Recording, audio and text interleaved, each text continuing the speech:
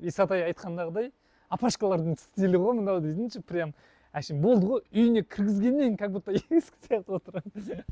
Ойноп айтам, бул баардыгы жаңа күйдө жасалган так фабрикасынын диваны. Көрүп тургандай агаш осундай вставкалары менен. Енді диван керемет комфортный. Ткани осындай бір ерекше тканьда жүреді. Мен бұл тканьды әлі фабрикадан сұрастырып жатырмын. Қандай ткань дегенге мен әлі жауабын өзім білмеймін, бірақ маған айтса, мен сіздерге айтамын, бұл ткань осындай ткань депші. Жаңадан келді деп отырмын. Сол себепті диван екі креслосымен жүреді, без расклада. Енді прям шикарный. Прям шикарный, без раскладного механизма.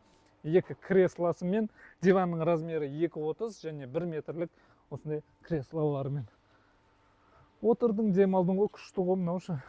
Әңгімені шүйкелесіп жатқанға не жетсін мынандай диванда отырып, бе? Сондықтан да құрметті оқырмандар, бізде дәл осындай диванның басқа да размер расцветкалары бар. Ал күндеріңіз сәтті, берекелі, жақсы өтсін. Кеттік.